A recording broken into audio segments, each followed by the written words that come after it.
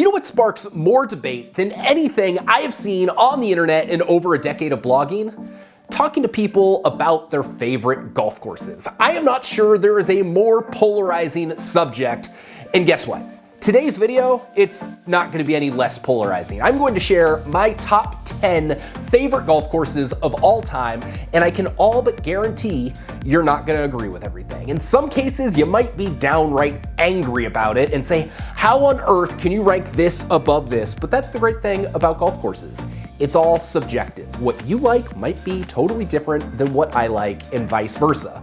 But if nothing else, it's gonna spark a good conversation and is gonna be kind of fun. Oh, and one quick caveat here, because I know someone's gonna bring it up. These are not the courses that I objectively think are the best design golf courses. These are simply my favorites. These are the ones that I go through and I say, would I rather play this course or this course? And these are the results. So let's not waste any time. Let's hop right into it. My favorite golf courses of all time.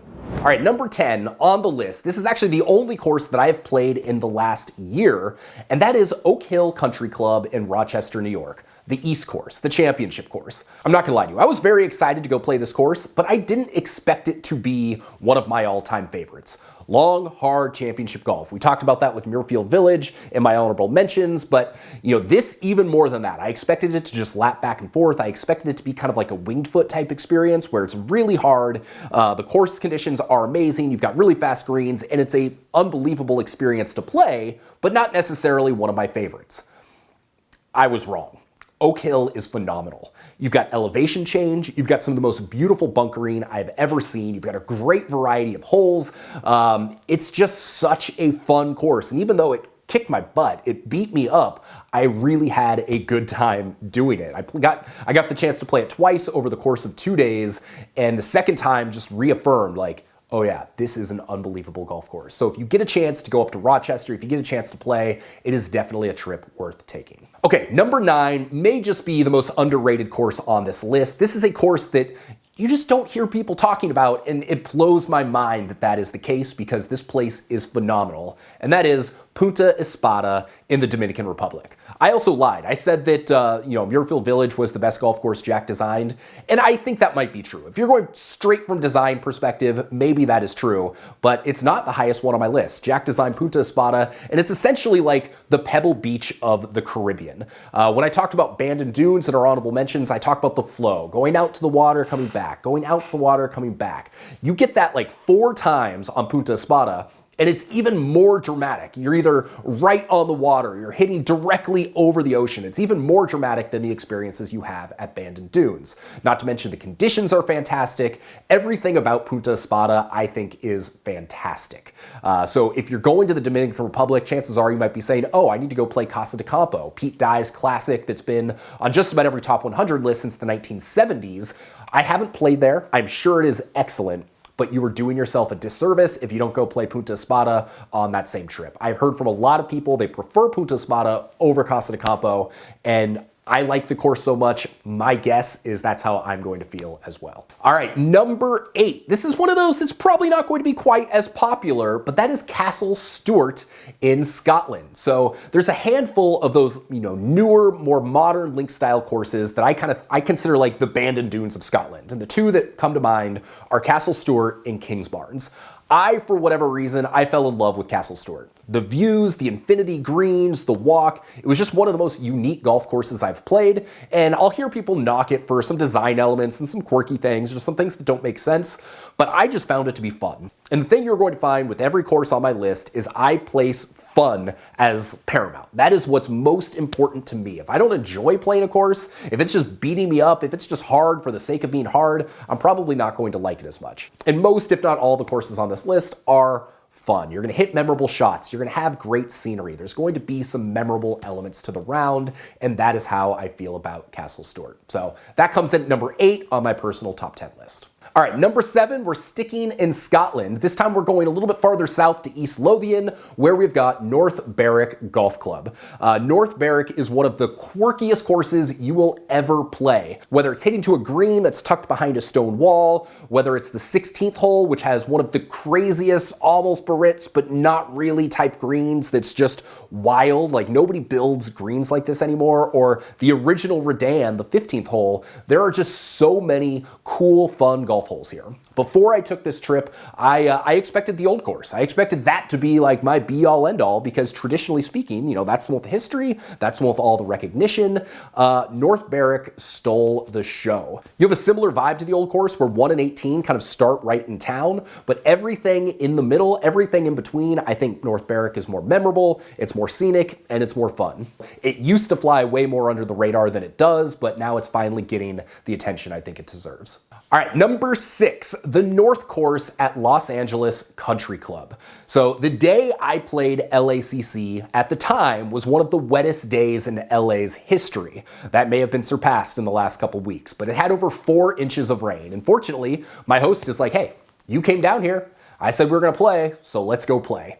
So I don't feel like I fully got the proper experience, but the fact I have this ranked so high despite being absolutely drenched throughout the whole round says a lot about the course. One of the things that I think is really cool about this is you just feel lost on the property. The routing is so unique and it's kind of taking you so many different places that it makes it memorable. It makes it feel kind of like an adventure round of golf.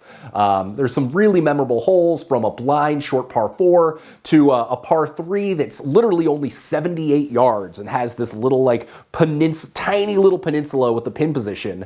So I'm excited to see the pros take this on for the 2023 US Open. The whole place is just a special experience, and with the work that Gil Hanse has done on it over the last few years, it is one of the best courses in the country. Number 5 on my list of my top 10 courses, this is where we head back into controversial territory, but that is Bandon Trails. Yes, Bandon Trails is my personal favorite course at Bandon Dunes. I think that if you were to take this golf course and put it on the ocean, it would essentially be like the best course in the world. People would freak out over it. But one of the things I like about Trails is its uniqueness. There are hundreds of golf courses that play on the ocean and play on the water and are, you know, kind of traditional links courses. But with Trails, you've got 3 elements. You start in the dunes, you work your way down into the meadows, you get up into a coastal forest, and then you come back again. So you have 3 distinct environmental elements, which I think makes it even more unique than some of the other courses at Bandon. It's full of fun golf holes, and despite the fact that it tends to be the one that gets overlooked by most people coming to Bandon Dunes on shorter trips, I think that it's one you absolutely should not miss. It also happens to be the very first place that I broke 80, but I promise you that does not factor into why I like it so much. It just has an amazing vibe, and I'm not sure there is a better place in the world for playing golf than on a sunny late afternoon up in, like, you know, holes 9, 10, 11, 12, 13. When you're up in that area, it's like pure golf heaven. So if you get the chance, make sure you go play Trails. Number 4, this is the last course we are talking about that is not in the United States, and that is Royal Dornoch. So I mentioned North Berwick was the easiest one to recommend if location is a factor in Scotland, but if there's one course I think you should go play and not miss in Scotland, it is Royal Dornoch. Tom Watson once said it was the most fun he has ever had on a golf course. It is hard to get to. I actually drove from North Berwick all the way up to Royal Dornoch. It was like a 4.5-hour drive. We did it on a rainy day, you know, after playing our round, and so I wouldn't necessarily recommend that, but once you are up there, you are in for one of the most special experiences in golf. And if you want something that's truly unique, try and hit it in the spring when the gorse is in bloom and you've got yellow everywhere. I would like to go back. That's a bucket list thing for me, is to experience Royal Dornoch when the gorse is in bloom. It's the 3rd oldest golf course in the world, so there's a ton of history. And when you're looking at the course and you're looking at the hole designs, you can see so many elements from how modern architects have taken cues from Royal Dornoch and worked that into some of their other courses. So this is one of the original golf courses in the world. It's also still, to this day, one of the most special experiences you can have. It is well worth the long journey to get there. All right, now we're getting into the good stuff. We are into the top 3, and my 3rd favorite course is MERION Golf Club in Ardmore, Pennsylvania. So obviously MERION has a ton of history with the US Opens and major championships. It's phenomenal, but it's also only on like 150 acres, 110 acres. It is on a small piece of property, and that's part of why it gets the reputation as being one of the very best golf courses in the world on such a tiny piece of property. But the way they route it, the way they built this course, it lends itself to so many interesting holes. And the thing that I like the most about it personally is there are a bunch of shorter par fours. MERION might be the best course in the world if you like short par fours, which is my favorite style of hole, which I think is part of the reason why I liked this course so much. I've only played it once, and it's been a while since I have, but I still look back on that round fondly as one of the best golf days I've ever had. And if you get the chance, make sure you take a shower there. It might have the best showers in golf, bar none. Okay, so these top two, these could probably be interchanged on any given day. If I were to play the second one more time, there's a very good chance it would get the nod, but as it sits, there's one course that just barely edges it out. And so my number 2 favorite golf course of all time is National Golf Links of America, NGLA out on Long Island. This is such a special place. It was designed by C. Big McDonald. It's kind of like the St. Andrews of America. This was one of the places that put golf on the map, and it's a shame that it is so difficult to access and it's so private, because I know there are a lot of people that would love to bask in and experience this history. When it comes to template holes, it has got some of the very best in the world. Specifically, the 4th, the Redan, is excellent.